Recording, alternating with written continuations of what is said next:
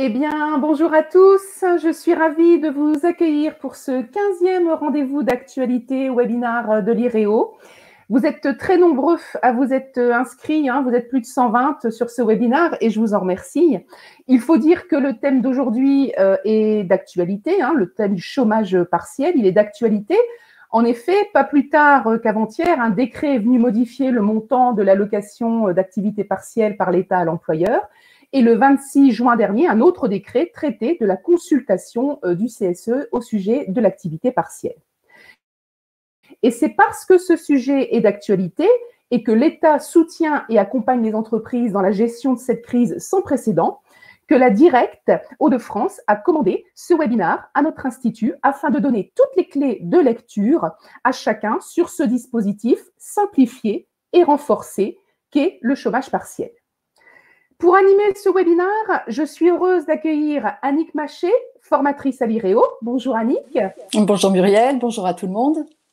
Et je la remercie par avance de son remarquable travail de synthèse pour ce webinaire. Alors, je vous l'ai dit, vous êtes très nombreux. Certains d'entre vous, d'ailleurs, participent pour la première fois à ce rendez-vous d'actualité, sans nécessairement être élus du personnel, le public habituel de l'IREO. Soyez les bienvenus. Néanmoins, je vais donc vous rappeler quelques règles de fonctionnement de notre webinaire. Vous avez à votre disposition en haut à gauche un onglet chat qui vous permet de vous présenter éventuellement, de signifier quelques problèmes de connexion que vous pourriez rencontrer. Je rappelle que cette plateforme est optimisée pour le navigateur Chrome, donc n'hésitez pas à changer de navigateur si vous rencontrez des difficultés. De même, si vous avez un souci de son, n'hésitez pas à rafraîchir la page. Vous avez à côté de l'onglet chat un onglet questions qui vous permettra de poser toutes les questions se rapportant à ce thème et qui seront posées en fin d'intervention à Madame Annick Maché, si le temps le permet.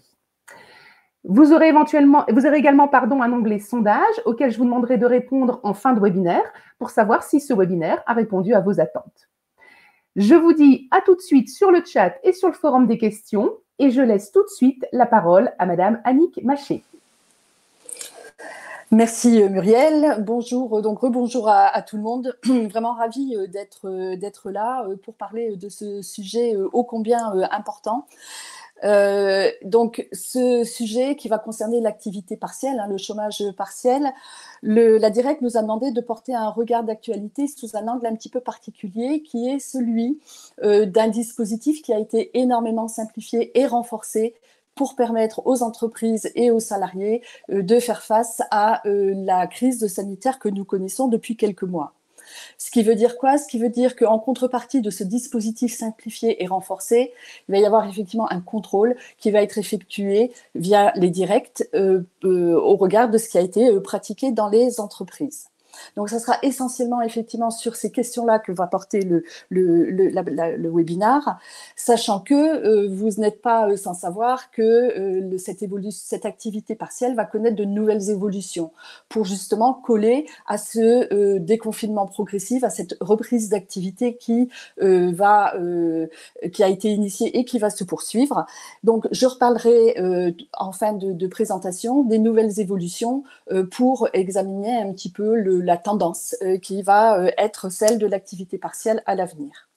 Donc, juste pour encore insister là-dessus, toute autre question autre que l'angle particulier qu'on va adopter, notamment par exemple pour les questions qui seraient relatives au calcul des indemnités, par exemple, je vous renvoie au site du ministère du Travail qui est vraiment fort bien fait et qui est très très informé et qui donne un certain nombre d'exemples et de calculs extrêmement pratiques. Alors, cette activité partielle, donc vous savez que le chômage partiel, c'est un dispositif qui est très ancien, qui date du début du XXe siècle, que l'on appelle, suite à la fusion de plusieurs dispositifs de chômage partiel, activité partielle depuis 2013, et que cette activité partielle a été conçue dès le départ et toujours aujourd'hui comme un outil au service d'une politique publique au soutien des entreprises en vue de prévenir des licenciements pour motifs économiques en prenant en charge tout ou partie du coût de la rémunération des salariés. C'est bien pour ça que ça figure effectivement au titre du livre 5e, dans la 5e partie du Code du travail qui vise l'emploi, et plus particulièrement dans le titre 2 qui concerne le maintien et la sauvegarde de l'emploi. Et on voit effectivement que l'activité partielle est un des dispositifs à disposition des entreprises dans ce cadre-là.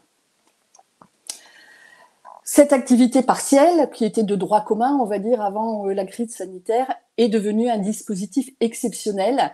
Et pour reprendre les propos du ministère du Travail, face effectivement à l'ampleur de cette crise sanitaire qui était liée au Covid-19, le gouvernement a transformé l'ancien système d'activité partielle pour doter la France du système le plus protecteur d'Europe. Donc, je vous ai mis ici le lien qui a trait effectivement au ministère du Travail, où vous allez avoir une foire aux questions qui est véritablement très, très bien faite. Système le plus protecteur d'Europe, c'est vrai, quand on regarde un petit peu les statistiques, que ce soit en nombre de chômage partiel, on voit que la France est effectivement la mieux placée par rapport aux autres pays, et également qui est consacré un budget extrêmement important, puisque la France consacre 3,25% de son PIB au soutien à l'activité partielle, ce qui est quand même un effort qui est particulièrement important. Un soutien donc massif des pouvoirs publics. Et quand on prend quelques chiffres, alors qui sont appréciés sur une période qui va finalement du début du confinement jusqu'à grosso modo la fin du mois de mai, on constate que les demandes d'activité partielle ont concerné peu ou prou un bon million d'entreprises et 13 millions de salariés potentiels. Et sur ces demandes, il y a eu effectivement entre 7 à peu près 9 millions de salariés qui, sur la période donnée, ont été effectivement placés en activité partielle. Sur cette même période, quand on regarde un petit peu les faillites et les PSE en série qui ont été évitées, quand on compare sur la même période 2019 à 2020, on voit effectivement que le nombre de PSE a été quasiment réduit de moitié et que le nombre de suppressions d'emplois est passé de 8000 à 2900 suppressions de postes. Donc là aussi, on voit finalement l'effet positif de cette activité partielle. Mais quand on vient effectivement dire régime simplifié et renforcé, ben, il peut y avoir aussi des abus possibles. Alors, je ne tiens pas effectivement à stigmatiser des entreprises ou en faire des boucs émissaires, mais simplement venir dire, comme on a effectivement une souplesse qui a été voulue et qui a été initiée comme telle, il est possible que par méconnaissance ou par abus, ce qui sera quelque chose de différent, eh bien, on ait utilisé le dispositif pour se faire ou de la trésorerie ou améliorer des marges, ce qui n'est absolument pas l'objectif. C'est pour ça que j'ai rappelé le contexte dans lequel l'activité partielle est insérée. Mais il y a eu aussi de la souplesse dans le recours au télétravail. Tout ça, ça s'est fait dans un contexte où il fallait aller extrêmement vite, en raison effectivement de l'arrêt d'activité brutale suite au décret du confinement. Et donc, c'est vrai qu'il peut y avoir des abus possibles et des témoignages de salariés qui ont été relayés par la presse ou dans le cadre d'enquêtes. J'en parlerai tout à l'heure. C'est bien pour ça qu'il va y avoir des contrôles qui vont être effectués et c'est pour ça aussi qu'il va y avoir une adaptation à l'avenir du système, du dispositif de l'activité partielle. Alors, très rapidement, parce que je pense que vous le connaissez, l'activité partielle, telle qu'elle est visée à l'article L5122-1 du Code du travail, vient dire « Des salariés sont en position d'activité partielle lorsque, après autorisation expresse ou implicite de la directe, ils subissent une perte de rémunération qui serait imputable soit à la fermeture temporaire de leur établissement ou d'une partie de l'établissement, ou consécutivement à une réduction de l'horaire de travail en deçà de l'horaire légal ou en deçà de l'horaire collectivement pratiqué dans l'entreprise. L'activité partielle repose sur un principe de solidarité. Pourquoi ? Parce que ça va être effectivement un financement de cette activité partielle qui va venir à la fois de l'État et de l'UNEDIC, et ce financement va légitimer quelque part le contrôle qui va être fait, dans la mesure où il va falloir effectivement vérifier la bonne adéquation de l'utilisation de l'activité partielle à sa finalité, qui va être effectivement le maintien de l'activité de l'entreprise et le maintien des compétences des salariés dans l'entreprise. Principe de solidarité et qui va faire que effectivement l'employeur, vous savez que le chômage partiel, l'activité partielle se fait en deux temps. Il y a d'abord une demande d'autorisation à la directe, puis il y aura, une fois la demande acceptée, l'employeur va recevoir des pouvoirs publics une allocation d'activité partielle. Ça veut donc dire qu'il va devoir respecter des conditions d'emploi et d'utilisation de cette allocation d'activité partielle. Les effets, c'est que le salarié va percevoir de l'employeur une indemnité d'activité partielle en remplacement de la perte ou de la baisse d'activité. Juste une petite précision de langage, on parle bien d'allocation d'activité partielle quand il s'agit de l'aide reçue par l'employeur de la part des pouvoirs publics, et on parle d'indemnité d'activité partielle lorsque on parle du substitut de salaire qui est versé aux salariés. Le dispositif d'activité partielle a dû effectivement s'adapter et très très vite. Et on a, avant le confinement, donc avant le mois de mars, une législation ancienne qu'on connaissait depuis longtemps. Et avec le confinement, on a eu un texte et un foisonnement de textes qui ont concerné l'activité partielle qui ont été extrêmement riches, et plus particulièrement un décret du 25 mars 2020 sur lequel on reviendra.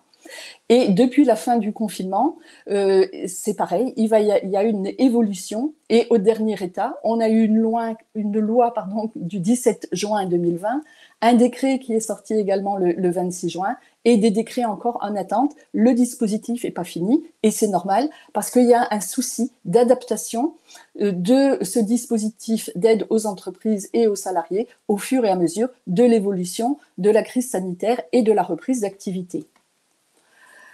Donc, c'est bien pour ça, en raison de ce contexte particulier, qu'on a eu une simplification du dispositif et aussi une extension et un élargissement de ce dispositif. Tout ça placé sous un contrôle a posteriori rigoureux qui va être effectué par les directs sur le terrain. Alors, très rapidement, qu'est-ce qui ne change pas ou qu'est-ce qui n'a pas changé depuis qu'on est dans cette situation particulière liée à la crise sanitaire ?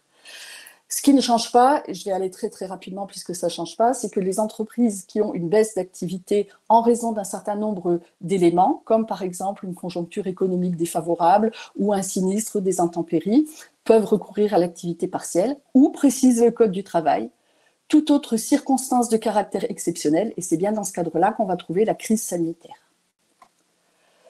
Ce qui ne change pas non plus, ce sont les formes de baisse d'activité, je l'ai dit tout à l'heure. Soit on va avoir une réduction du temps de travail, soit on va avoir une fermeture temporaire de tout ou partie de l'établissement. Donc là-dessus, pas de changement.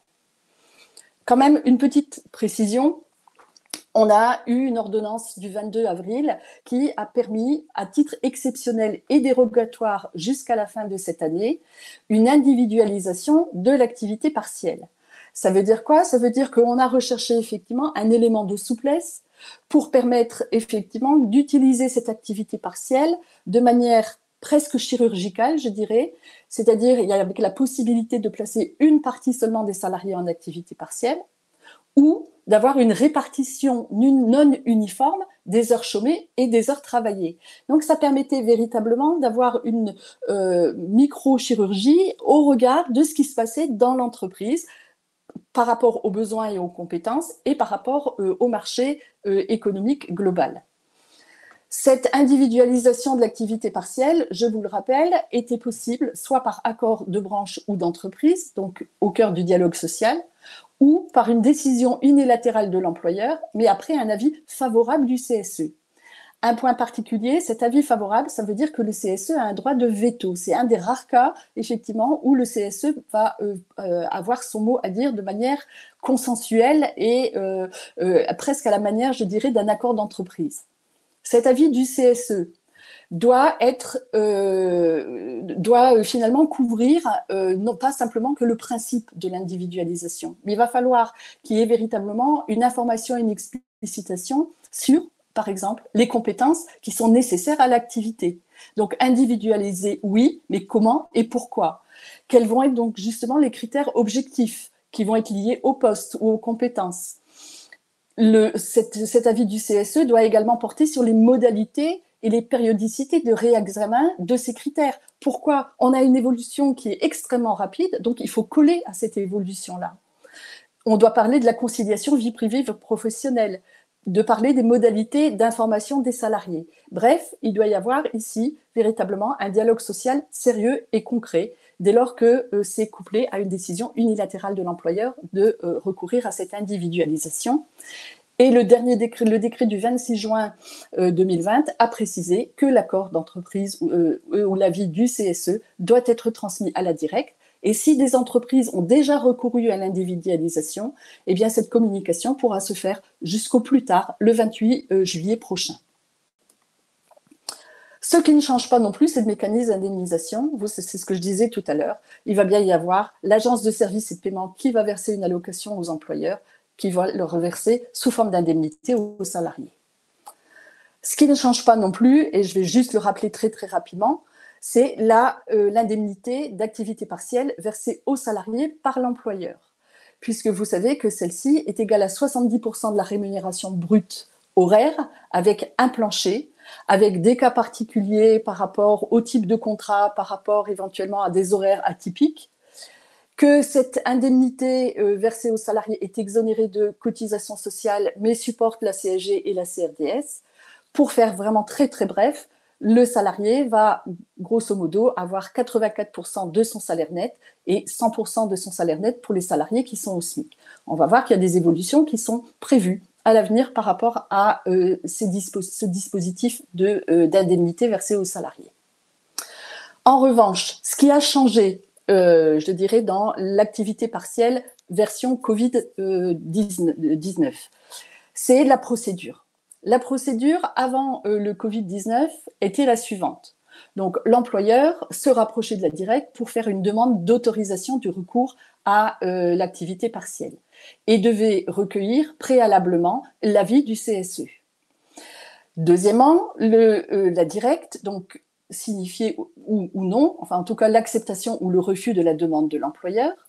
Et s'il y avait une acceptation, l'employeur pouvait mettre a posteriori les salariés en activité partielle, leur verser bien sûr l'indemnité et en contrepartie, la directe versait l'allocation à l'employeur au soutien de ce dispositif.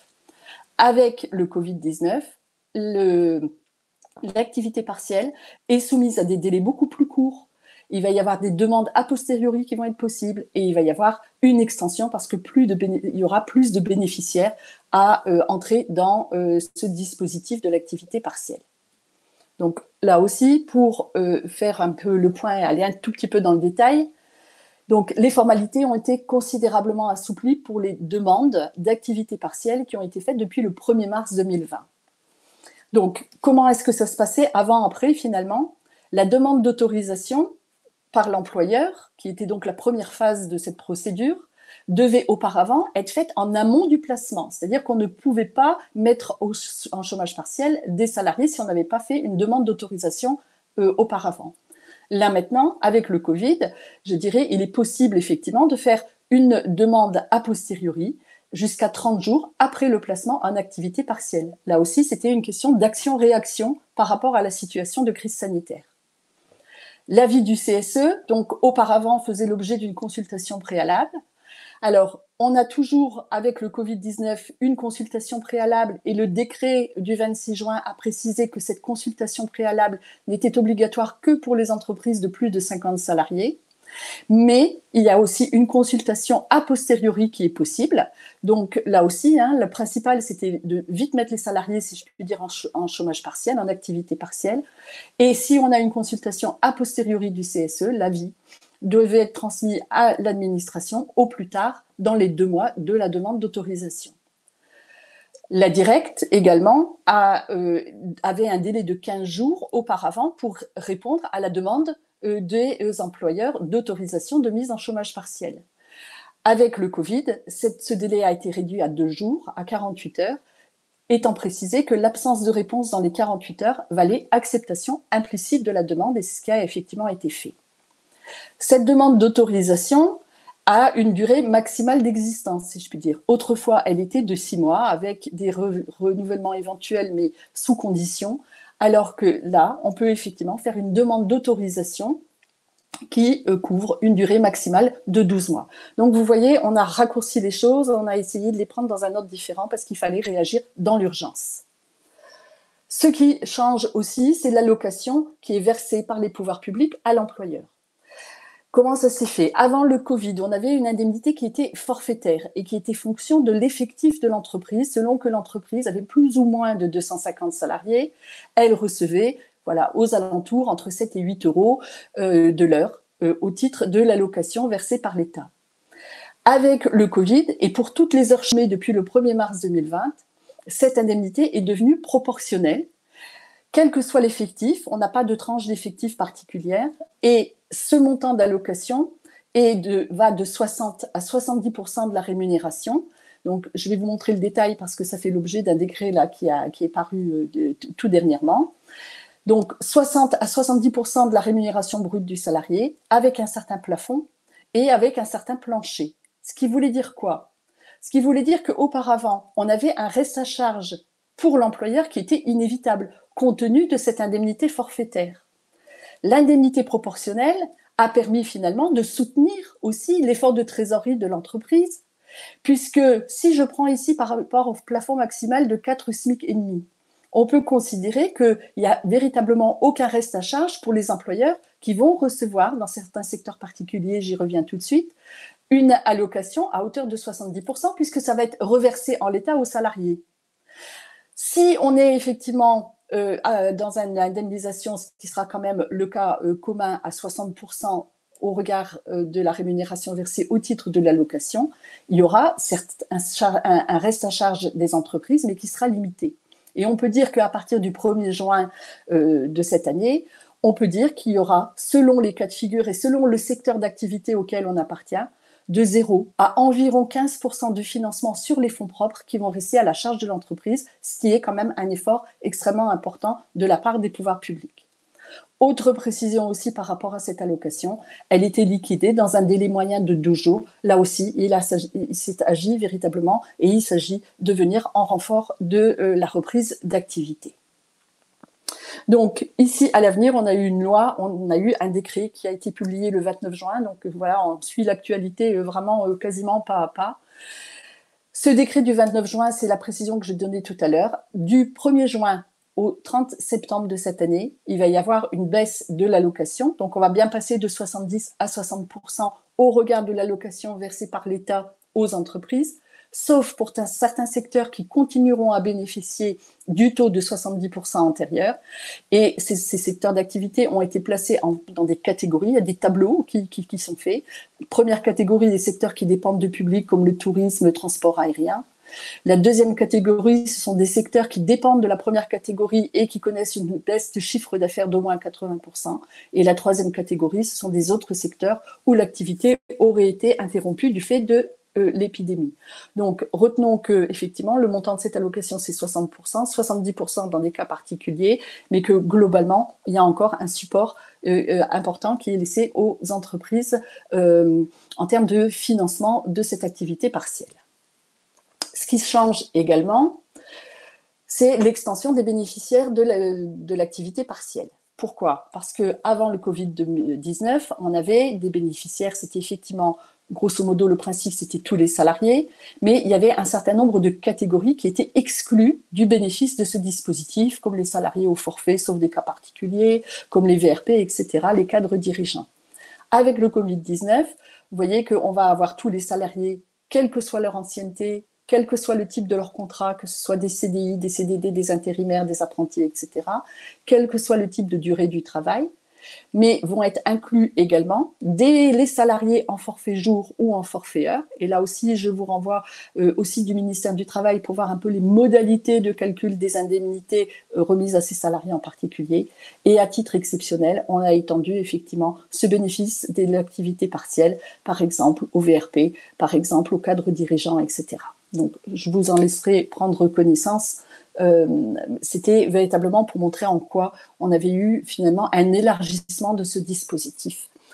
Ce dispositif a également concerné ce qu'on appelle les personnes vulnérables qui présentent le risque de développer une forme grave de la maladie, ou des personnes qui partagent le même domicile, ou des parents qui avaient des enfants de moins de 16 ans à charge, ou une personne en situation de handicap. Vous savez qu'il y a eu un basculement qui est intervenu dans le régime de l'activité partielle à compter du 1er mai. Alors, vous voyez, cette rapidité, cette souplesse finalement attachée au dispositif, bien sûr, elle va avoir un corollaire qui sont les sanctions en cas de fraude à cette activité partielle. L'activité partielle est un dispositif réglementé et ô combien compliqué et ô combien réglementé. Ça veut dire quoi? Ça veut dire qu'il va falloir jouer le jeu, c'est-à-dire que ne seront prises en charge que les seules heures non travaillées. Ça veut dire quoi? Ça veut dire que ce qu'il faut retenir, c'est que quand on est en activité partielle, il n'y a pas de travail effectif. Quand on est en activité partielle, on ne doit pas être à la disposition de l'employeur. Je vais m'expliquer sur ces différents éléments. Pour pouvoir effectuer des contrôles, eh bien, on va voir qu'il va y avoir des données qui vont pouvoir être croisées. Il va y avoir les demandes d'autorisation et il va y avoir les demandes d'allocation de la part de l'employeur. Alors, je vous ai mis ici à gauche la demande d'autorisation de recours à l'activité partielle qui doit avoir précisé les motifs, la période prévisible de recours, le nombre de salariés concernés, le nombre d'heures chômées.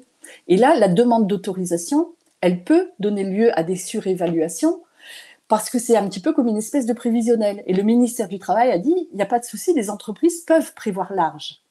Mais ça va être dans la manière dont ensuite on va véritablement mettre en œuvre ce chômage partiel. Et on va retrouver donc, au niveau de la demande d'allocation, des informations qui vont concerner la liste nominative des salariés et l'état nominatif du nombre d'heures chômées par les salariés.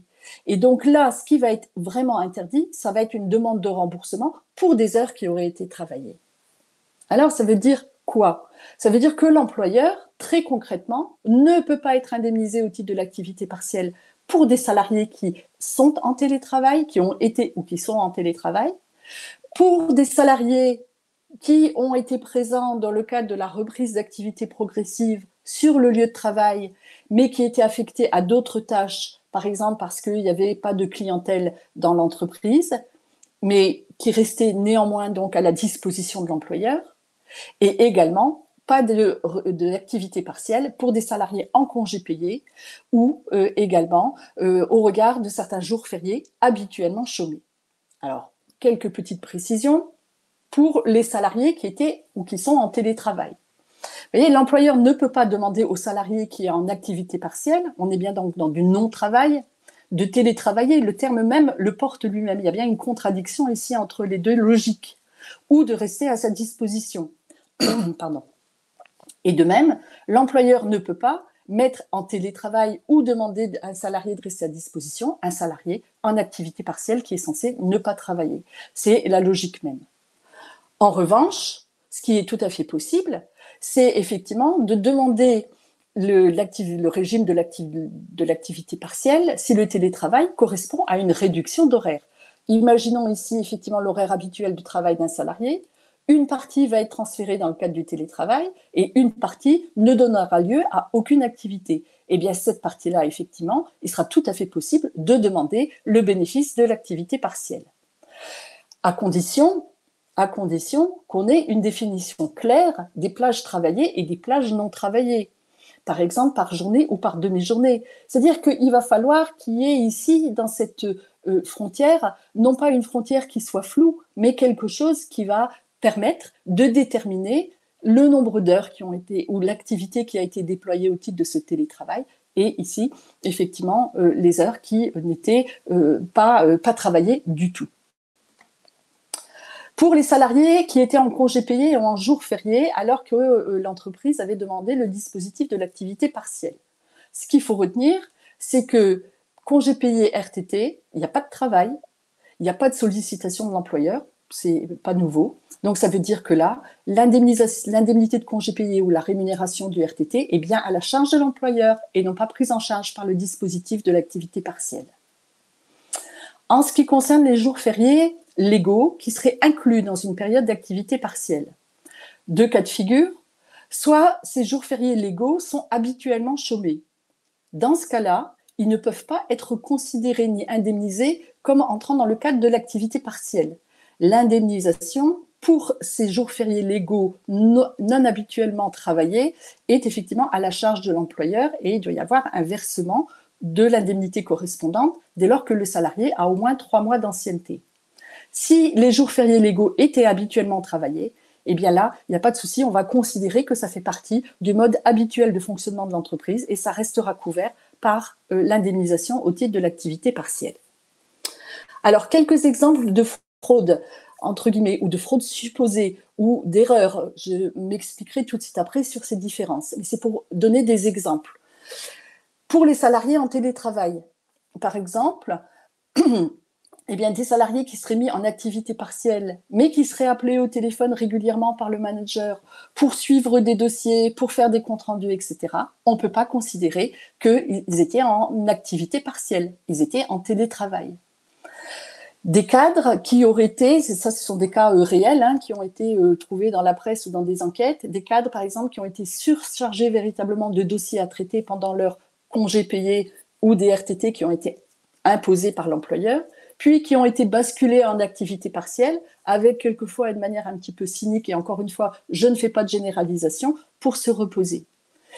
Ou, par exemple, ça peut être des salariés qui ont continué à travailler sur des dossiers ou qui ont répondu à des sollicitations de clients. Eh bien là, attention, il va y avoir des contrôles qui vont être effectués.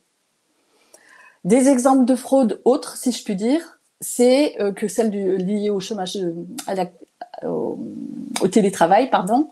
C'est par exemple si les entreprises venaient à faire des demandes de remboursement, d'allocation majorées au regard des salaires effectivement payés. C'est-à-dire on en profite pour grossir finalement la base de référence du calcul des 60 ou 70% attribués au titre de cette allocation. Donc là aussi, l'administration du travail va pouvoir aller voir ce qui va se passer, ce qui était le niveau de rémunération habituel des salariés, pour voir effectivement s'il n'y a pas eu un gonflement de cette base de calcul.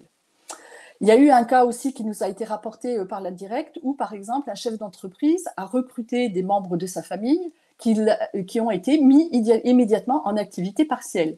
Quelque part, c'était poussé, passez-moi l'expression, le bouchon un peu loin. Autre exemple, dans une 2S2I, des salariés qui étaient en intermission, vous savez qu'ils interviennent en prestation chez des clients et qui ont été appelés à travailler au siège social, mais qui ont été mis en activité partielle, l'employeur considérant que ne travaillant pas chez le client, ils ne travaillaient pas véritablement. Mais là, ce n'est pas possible non plus de bénéficier de l'activité partielle. Ou ça peut être des vendeurs ou des vendeuses qui ont été amenés à préparer l'ouverture de leur boutique pendant 2-3 jours, mais qui n'ont été déclarés en reprise de travail que le jour de réouverture et qui ont donc bénéficié jusqu'à ce jour de réouverture de l'activité partielle. Ce n'est pas possible non plus. Ou alors, il y a eu des cas où on a fait une demande rétroactive d'activité partielle, puisque vous avez vu tout à l'heure que c'était possible, alors qu'il y avait toujours des salariés qui étaient en activité après cette date. Donc tout ça, ça va être vérifié, tout ça, ça va être effectivement contrôlé. Ça va être contrôlé, ça va donner lieu à des sanctions pénales et administratives, qui sont des sanctions qu'on va aller chercher dans des dispositifs qu'on connaît. Le premier, c'est effectivement les sanctions pour travail illégal. Donc, je vous ai mis les références à la fois du Code du travail et du Code pénal. À quoi est-ce qu'on s'expose effectivement si on ne respecte pas les consignes et le dispositif d'activité partielle? Ça peut être un reversement des heures perçues au titre des heures non effectivement chômées. Bien sûr, les sommes indûment versées vont être reprises. Ça pourrait être assorti d'une interdiction de bénéficier pendant 5 ans d'aide publique à l'avenir. Et puis, il y a des sanctions pénales aussi pour fausses déclarations qui peuvent aller jusqu'à 2 ans d'emprisonnement et jusqu'à 30 000 € d'amende. C'est quand même quelque chose d'assez significatif et ces sanctions peuvent être cumulables. Le deuxième outil dans l'arsenal juridique, ça va être les sanctions pour travail dissimulé, où on vient dire constitue ce délit la dissimulation intentionnelle de tout ou partie d'un emploi salarié.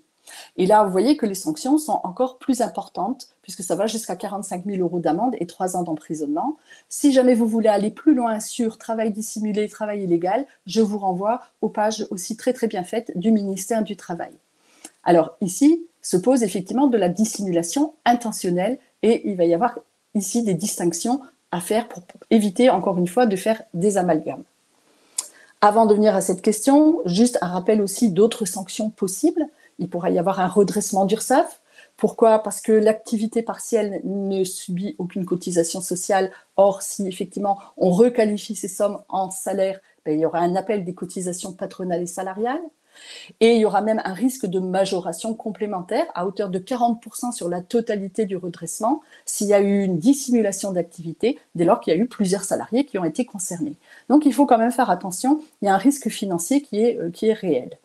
Puis il y a toujours la possibilité pour les salariés d'exercer une action contentieuse en rappel de salaire. Donc les conséquences sont quand même importantes pour les entreprises.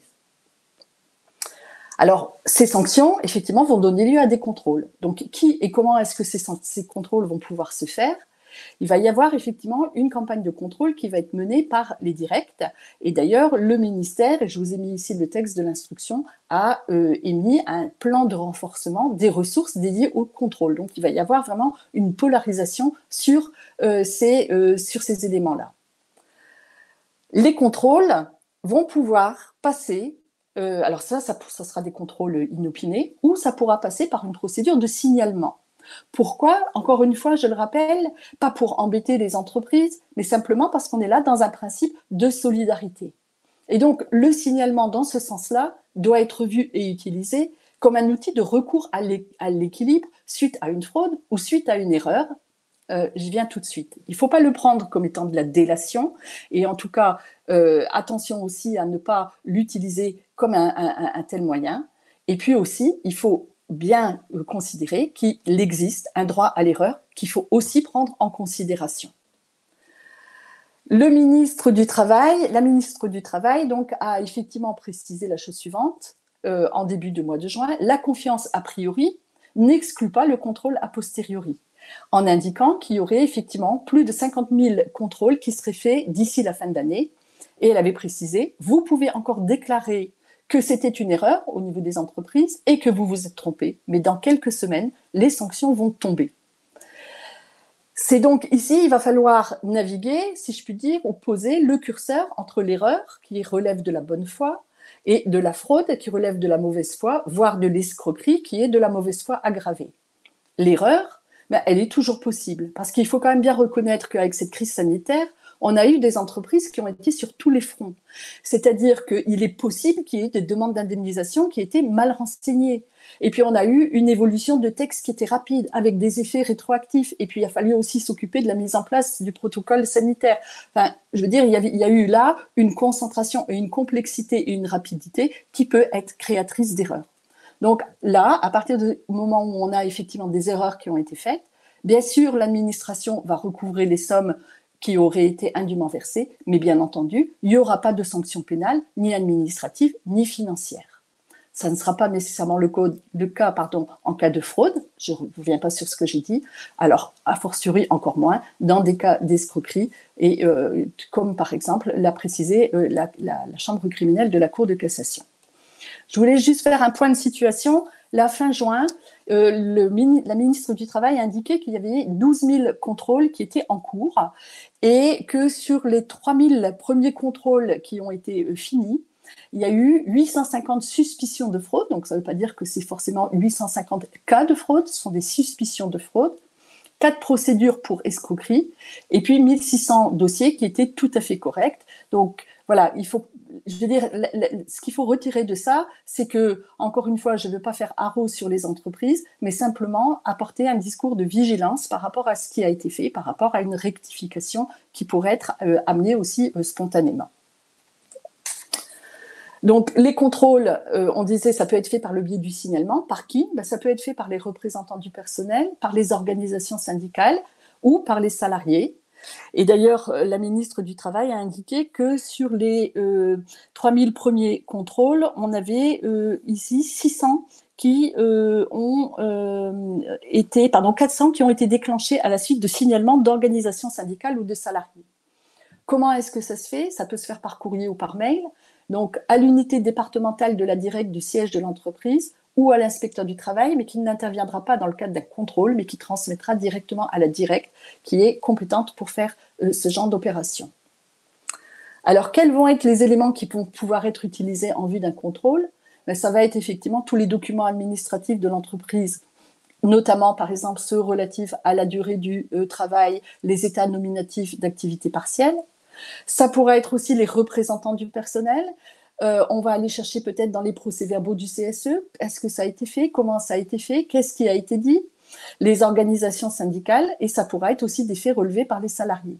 Je vous ai mis ici un lien d'une étude Technologia qui avait été faite, le cabinet Technologia, qui est un cabinet d'expertise, qui a été faite pendant la crise du Covid, en avril, au regard des élus du personnel, qui vient, comment dirais-je, synthétiser un petit peu les différents cas qui ont été soumis aux représentants du personnel. Donc ça peut être intéressant quand on est représentant du personnel, c'est intéressant aussi pour les entreprises, pour voir un petit peu les pratiques non conformes qui auraient pu éventuellement être mises en œuvre. Donc, la Direct va avoir accès à un certain nombre de documents.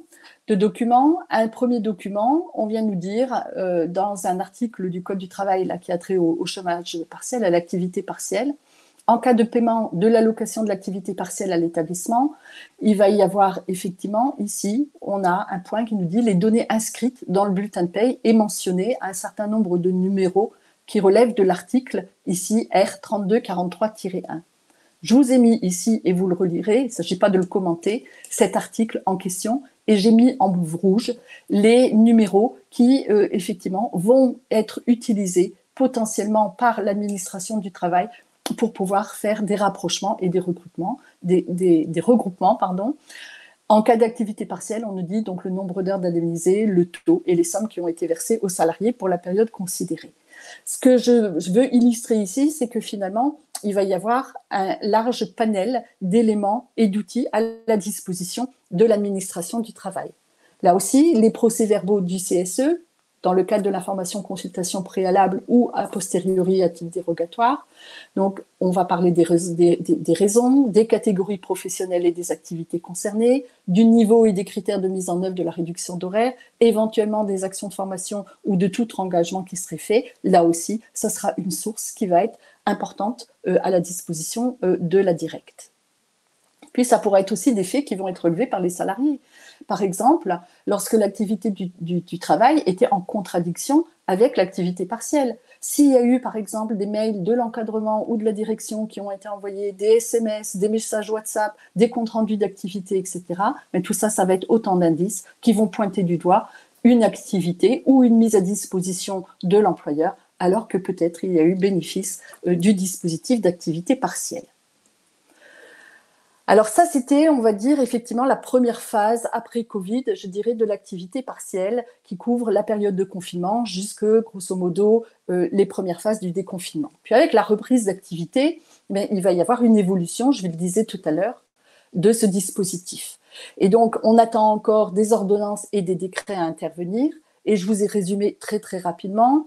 Un premier point, c'est de venir dire que, effectivement, on va avoir des décrets qui vont insister sur le fait qu'on va garder l'essentiel des droits sociaux au profit des salariés qui ont été mis en activité partielle. Au niveau de la retraite, qu'elle soit de base ou ARCO-AGIR, qui aura la possibilité d'obtenir des points gratuits.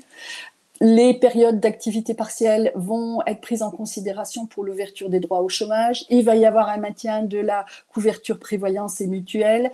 Et puis, il y a un certain nombre de dispositions qui ont trait à des processus de monétisation ou de fonds de solidarité qui seraient créés dans certaines branches, dans certaines entreprises. On attend encore beaucoup de précisions. Donc, je pense que ça pourra d'ailleurs, Muriel, faire l'objet d'un prochain webinaire. Pour l'instant, on n'a pas encore l'ensemble de dispositifs qui est complet sur ces points-là. Pour terminer, j'aurais voulu néanmoins venir vous parler de l'évolution aussi de ce dispositif global de l'activité partielle. Il y a eu une note qui a été remise par le gouvernement aux partenaires sociaux. Donc, c'est qu'une note, ce n'est pas une loi, ce sont des grandes orientations qui sont encore soumises à négociation, où le gouvernement a fait un tableau qui reprend l'activité partielle actuelle, ce qu'on a rapidement vu, l'activité partielle de droit commun, et puis l'activité partielle de longue durée. Alors, qu'est-ce qu'il faut retenir? Je ne vais pas tout commenter, mais ici, au niveau du déclenchement, ce qu'on va appeler de l'activité partielle de droit commun, donc celle qui va effectivement, à partir du 1er octobre, se substituer à l'activité partielle actuelle telle qu'on l'a vue. Il y aura toujours une décision unilatérale et une autorisation administrative comme maintenant. Bon, là, il y aura une durée, je vous laisserai prendre. Là, la durée du travail est demeurée inchangée, je ne reviens pas dessus.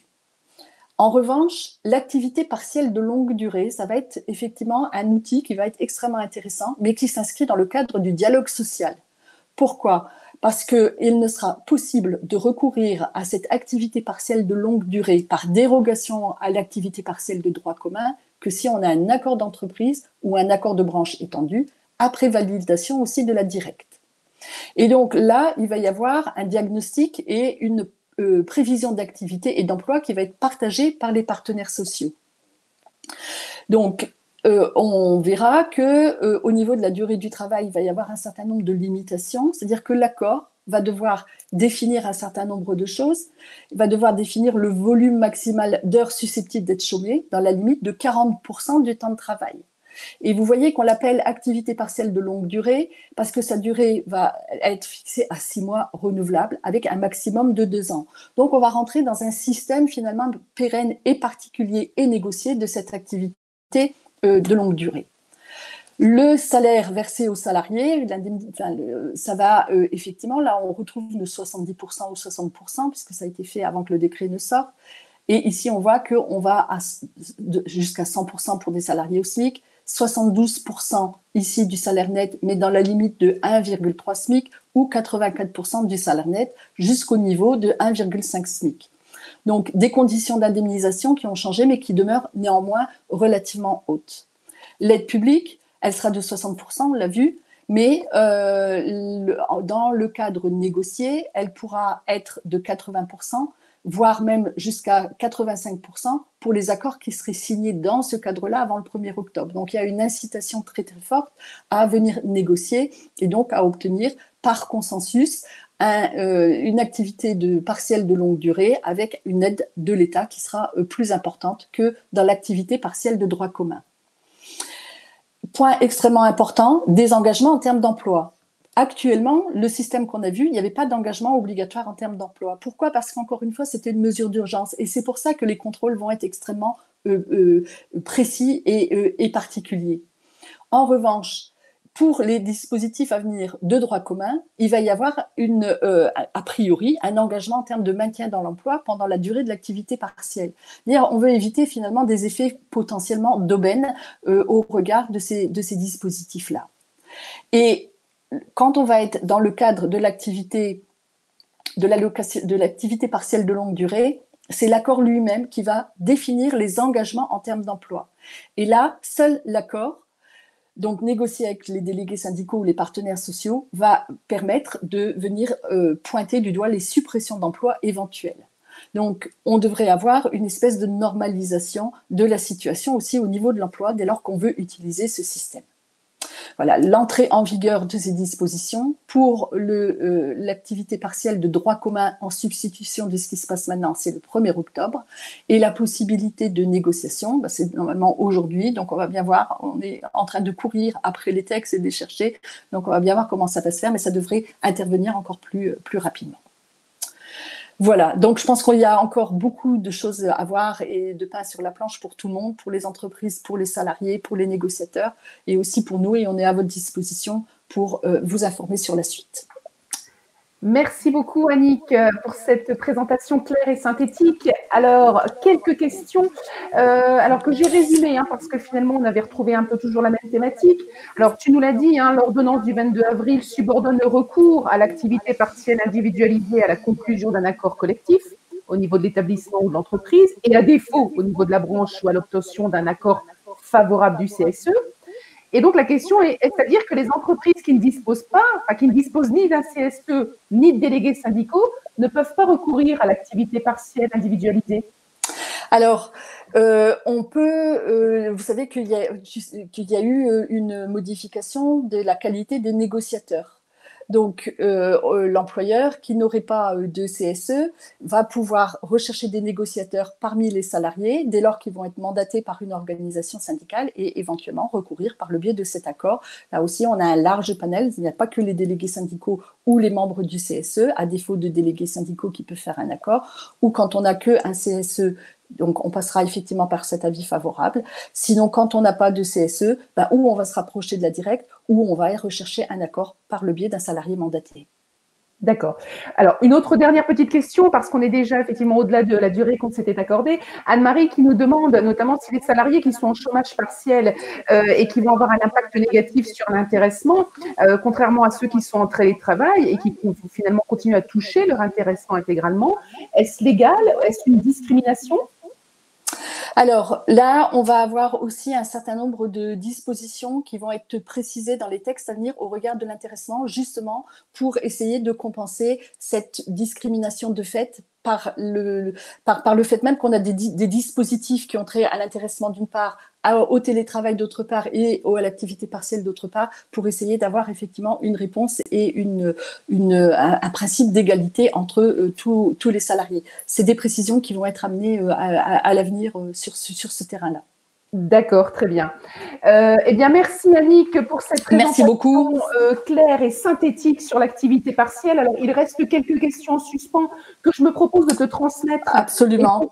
Tous nos participants recevront donc un mail avec des propositions de réponses. Hein. On va essayer de faire ça assez rapidement. Donc, merci vraiment pour cette présentation claire et synthétique.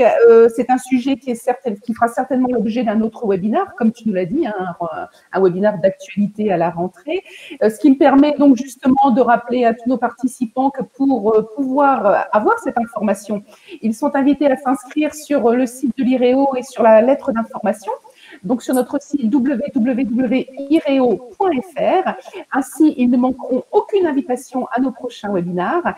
Je remercie tout le monde de la participation active. Vous avez été très nombreux. Je vous invite, avant de nous quitter, à répondre à notre sondage en ligne pour connaître votre satisfaction. Et je vous invite à nous rejoindre dès la semaine prochaine, mercredi prochain, pour notre prochain webinaire qui sera consacré au contrat de travail dans tous ses états, avec la revue de tous les événements qui peuvent l'affecter. Et le dernier webinaire de ce semestre, vendredi 10 juillet, sur justement le télétravail, dont on a parlé pendant ce webinaire, avec tous les enjeux et questionnements qu'il pose à l'issue de cette période de crise sanitaire. Merci à tous, bonne journée, merci Annick. Merci, au revoir. Au revoir.